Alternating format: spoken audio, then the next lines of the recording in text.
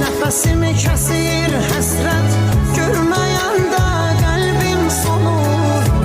Görəndə gözlərim onu, ruhum bədəni tərk edir. Qovuşmaq çox imkansızdır, aramızda dağlar dayanır. Rəbbim yetirsə də ölüm, son dəfə gözlərim görür.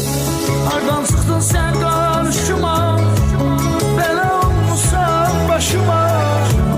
Yadlar məni dəfn edərkən, gəl hələ baxdan tutuma.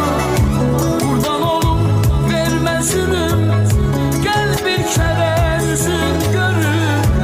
Şikəst olub həyat sənsiz, tükənmişəm geri dön gəl. Hardan çıxdın sən qarşıma,